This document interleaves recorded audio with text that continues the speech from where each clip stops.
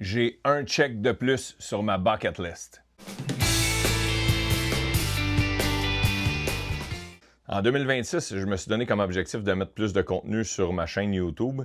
Et voilà une couple de jours, j'ai écrit sur mes médias sociaux que j'ai participé au Fantasy Camp des Red Sox de Boston.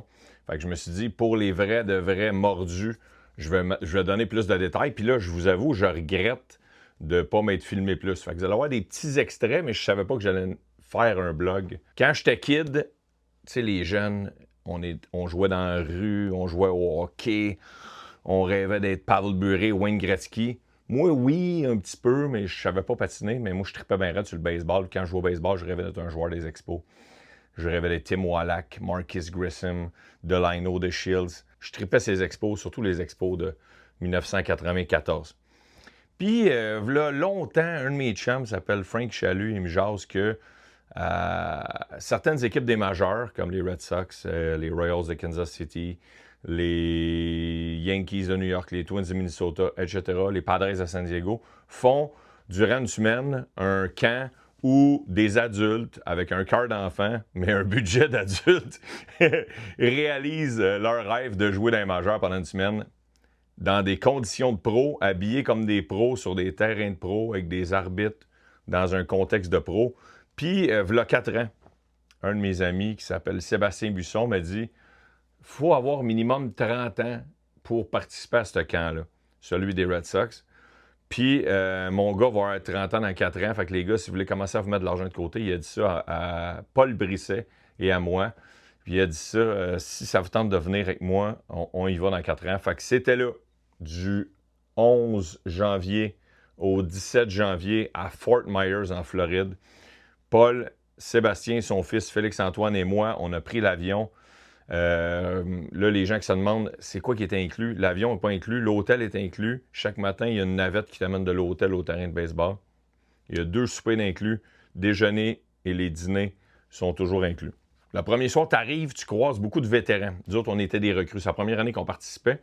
Mais je me suis rendu compte qu'il y en avait la moitié que c'était pas la première année qui participait. Puis eux, ils veulent ton bien, puis ils disent là, faut que tu sois tranquille, faut pas que tu te donnes trop en partant, ton corps va en arracher parce que t'as pas la shape d'un pro.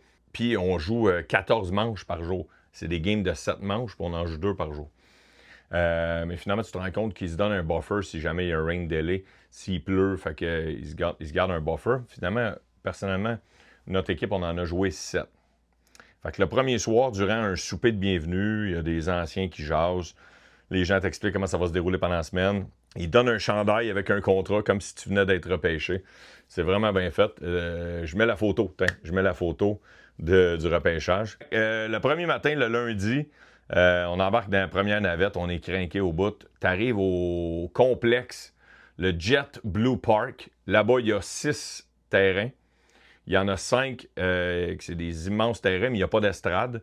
Le gazon, c'est comme du fairway au golf. C'est entretenu, ça coche. Puis il y a un des terrains qui s'appelle le Jet Blue Park, qui est là où les Red Sox de Boston jouent durant la Ligue des Pamplemousses, qui lui a des estrades, un mini monstre vert comme à Boston. Puis lors du premier déjeuner, je me suis poussé en douce. J'ai trouvé un des organisateurs, puis j'ai dit « Tu peux-tu m'amener sur le terrain en premier? Je veux vivre ça tout seul avec le soleil puis tout. » Je vous mets l'extrait sans savoir que j'allais faire un blog. Premier matin, il fait à peu près 20 degrés.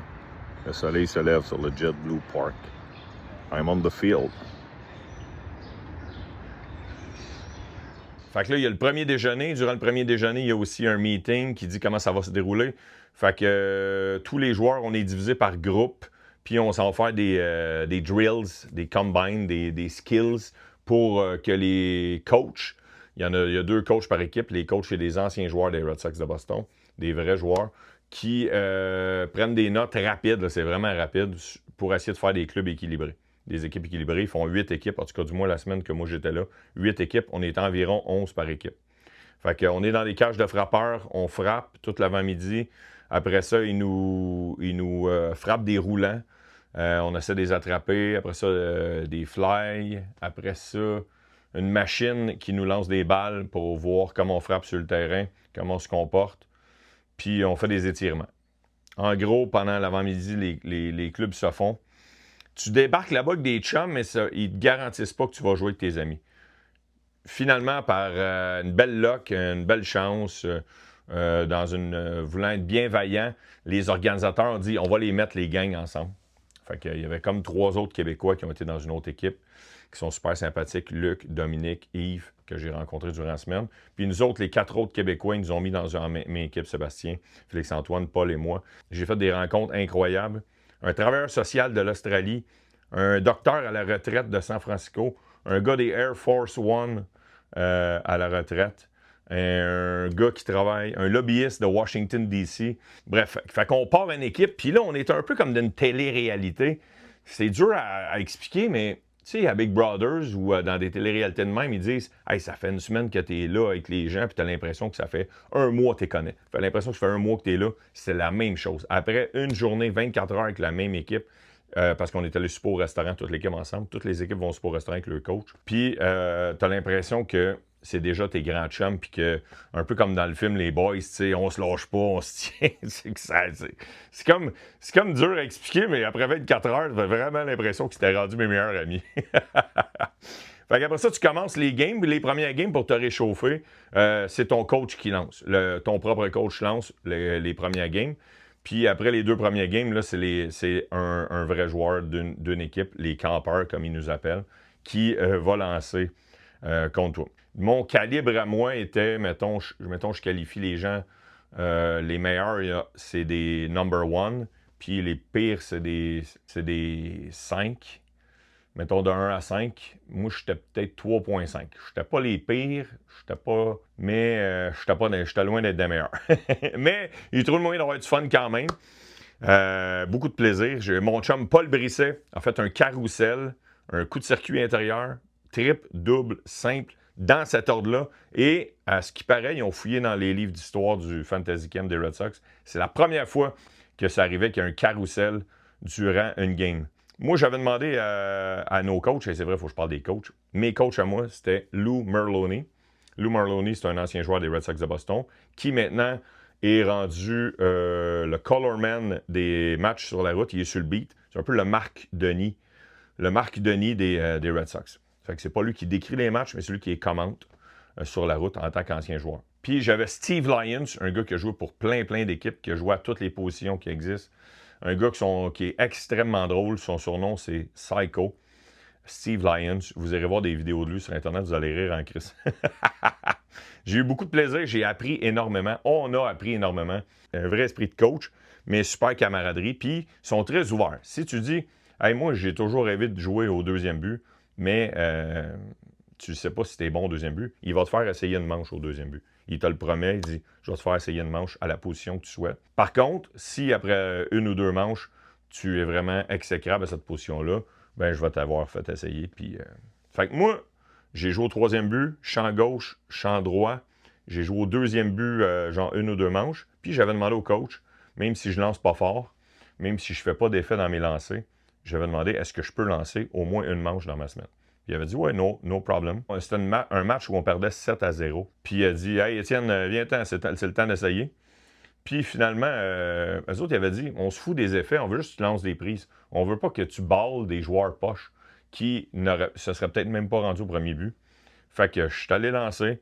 Puis après une manche, j'ai accordé des points, mais il y a eu beaucoup d'erreurs aussi sur les jeux que j'ai lancés. Puis, contre toute attente, il m'a dit, hey, ça te tente-tu d'en lancer une 2e? Puis après ça, il m'a dit, ça te tente-tu d'en lancer une 3e? J'ai accordé beaucoup de points, mais j'ai eu beaucoup de plaisir, puis ça a pratiqué les gens défensifs dans un match qui était déjà perdu à l'avance. En dehors des games, il y a des activités le soir. Ils veulent nous entertainer. Il y a un soir que c'est une soirée karaoké et cigares. Il y a un soir que c'est une soirée casino bénéfice pour la fondation des Red Sox de Boston. Puis le matin, quand tu arrives, ben, il y a un meeting qui dit comment ça va se passer dans la journée.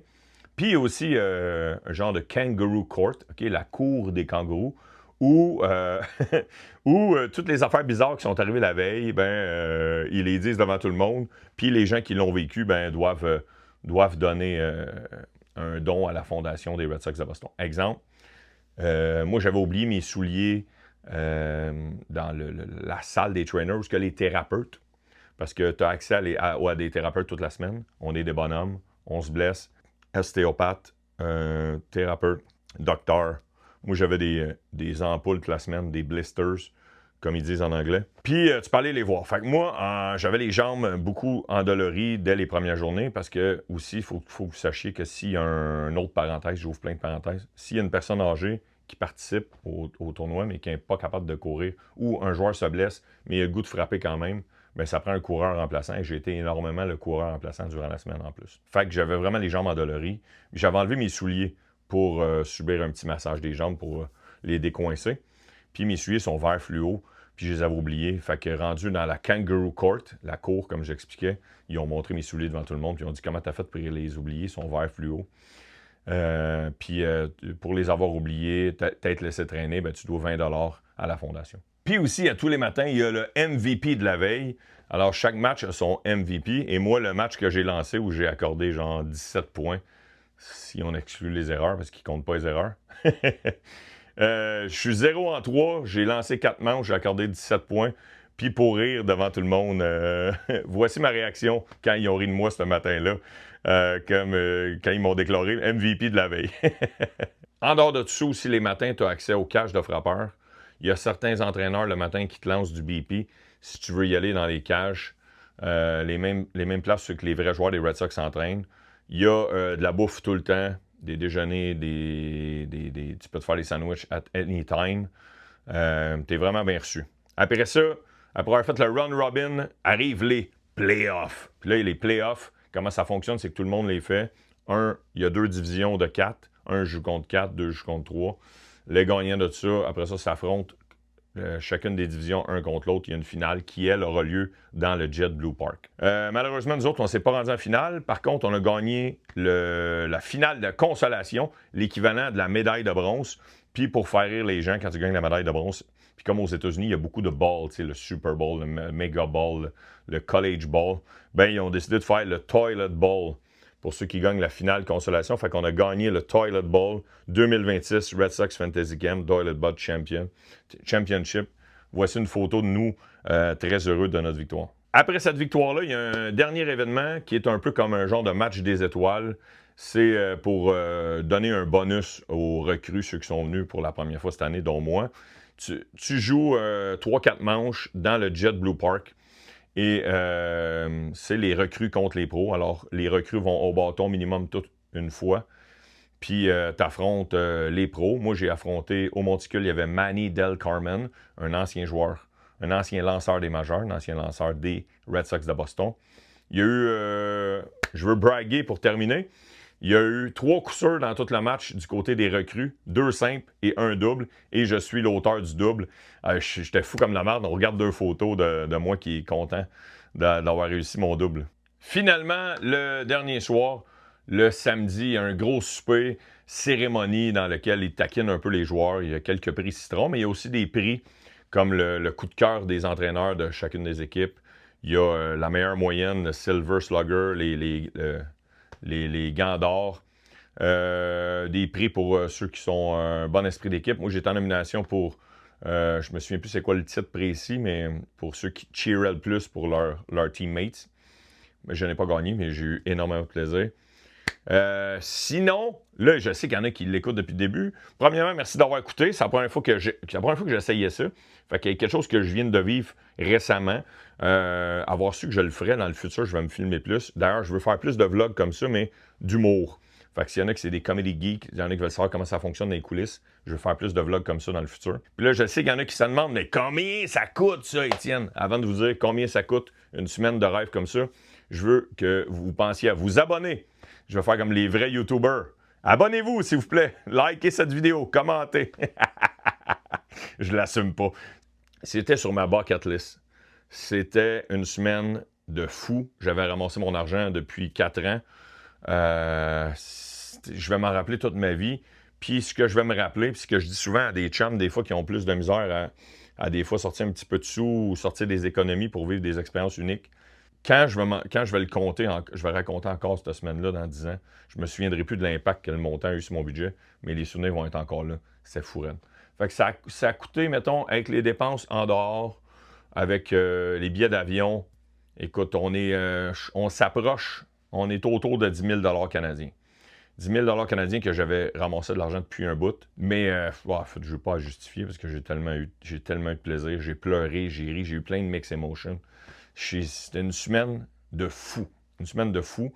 Puis au-delà du baseball, parce que je le savais, mes expectations en rapport au baseball ont été atteintes. Mais là où c'était au-delà de mes expectations, c'est les rencontres, les émotions que j'ai vécues. Je ne m'attendais pas à ça. C'était malade.